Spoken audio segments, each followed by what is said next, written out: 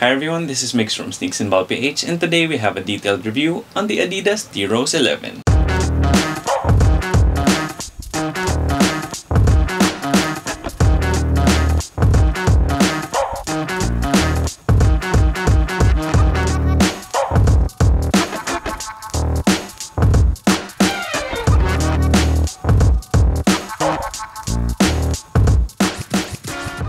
Before we get started, if you like the video, please make sure to leave a thumbs up down below.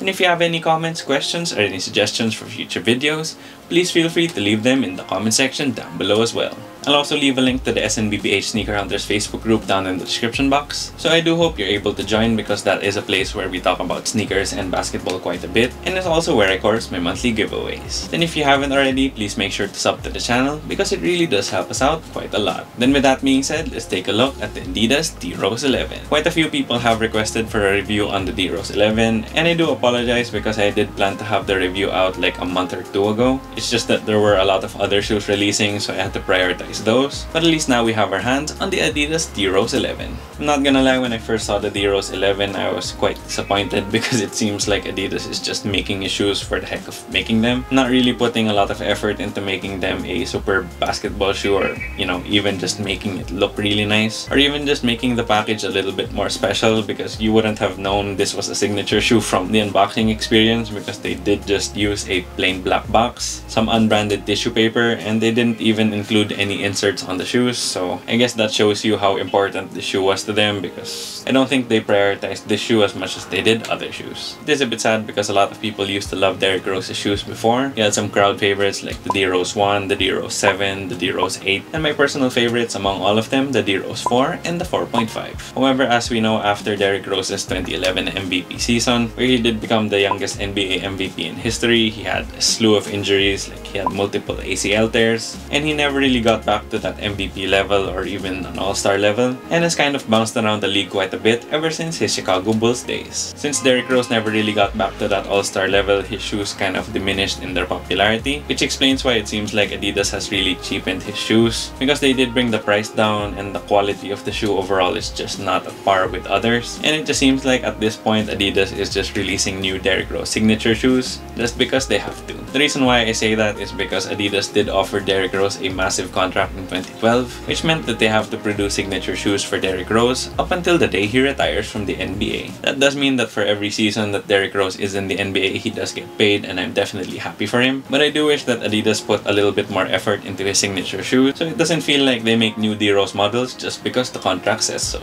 But one nice thing that Adidas did with the DRose 11s is that they brought back some classic colorways. You had those red DRose 11s that are inspired by the Brendas. You had the Boardwalk DRose 11s which were inspired by the DRose 4. And with this neon green colorway that I have in hand, it's actually based off of the Crazy Light 2, which had the same neon green colorway as well, and that is a shoe that I really wanted when I was in high school, because I do remember regularly playing with someone that had that shoe. So at least in my opinion, the DRose 11's colorways are on point. But to see what else the shoe has to offer, let's get into the tech specs. So starting off with the traction, the outsole does have solid rubber all throughout, and it has a leaf looking pattern, but it is pretty similar to herringbone as well. I did try these out on my wood floors here at home, and it does seem pretty grippy, but there are some areas where the rubber grooves are pretty close together, so that's definitely a concern if you play on dusty courts. Then for the durability, I think for outdoor use it will be just average or maybe slightly below average, because the rubber is a little bit on the soft side and the grooves are pretty shallow as well. So once again, in terms of the durability of the outsole, I don't think this will be the best option for outdoors. Then for the cushion, the DRose 11 makes use of a full-length light strike midsole, and it honestly feels a little bit underwhelming because you don't really feel much of anything here at the forefoot, and most of that light strike is concentrated at the heel. The overall shape of the outsole and midsole is also really flat, so when you start running and jumping around, it doesn't feel as smooth as like the Curry 8 or the Zion 1 that do have a little bit more curve in the midsole. If you are a heavy heel striker, I think this light strike here at the heel would really help you, but if you like your cushion to be comfy and bouncy, then I don't think this will be the best option, because it's pretty dead here in the forefoot and it's also quite a bit clunky because of the shape. So I definitely do think that at the price that these go for, you can definitely find better cushions on the market. Then for the materials, they really did cheapen out on this shoe, because at least with the DRose 10 you had some like fake leather options, but with the DRose 11 you just have a lot of plasticky fuse and ripstop, and you can definitely hear it when you run your fingers through it, because this is just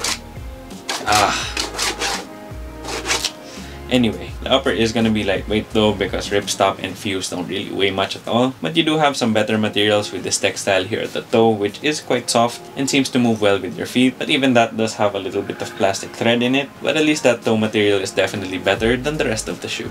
And you also have a little bit more of that textile here at the heel, and on top of that you have this rubbery plastic piece that kind of wraps from the heel all the way to the lateral side of the midfoot. Then for the remaining materials, you do have a mixture of mesh and neoprene on the tongue, and then you have this very thickly padded neoprene sock liner and ankle collar. Overall, the materials do just feel super plasticky and super cheap, and it just is really sad that they just cheaped out on the shoe so much. Then for fit and sizing, this is definitely one of the weirdest fitting shoes I've ever tried, and I am just thankful that I was able to go in store and try these on, because if I didn't, I would have definitely gotten the wrong size. So what I ended up getting was a full size down. I am a size 10, so when I went to the Adidas store, I asked the guy if I could have a 10, and it was way too long. As for a 9.5 or half a size down, it was still pretty long, and I ended up settling for a size 9, and I've never gotten a size 9 shoe, and it just fits really weird because with a size 9 it is a little bit tight in terms of the width, but I still had a little bit of extra space, and I also had a little bit of heel slippage, which just kind of blew my mind because I did go down a full size.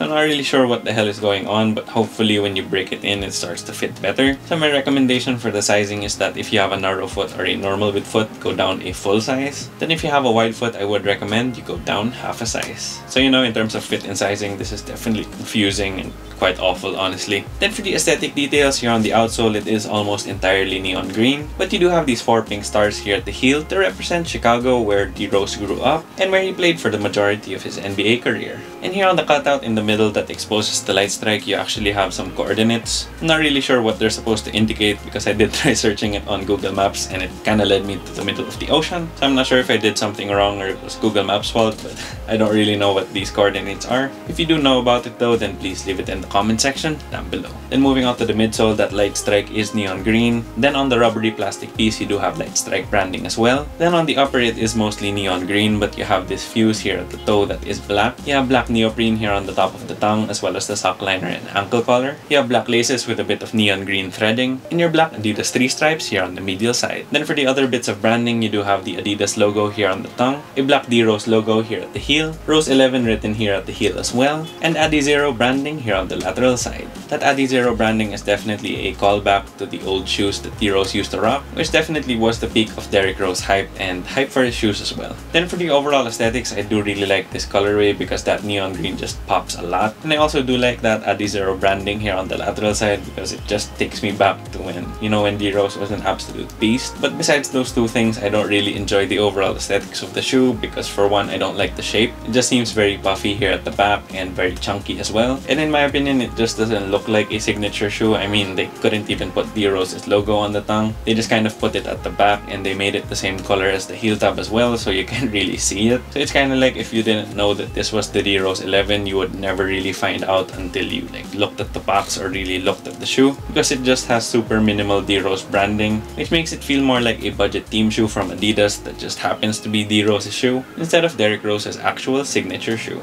As I said a while ago though, this colorway is on point as well as the other colorways I've seen so far, so at least in my opinion, that's a big positive. Then for the price, the Adidas DRose 11 retails for 6,500 pesos here in the Philippines, or $120 US.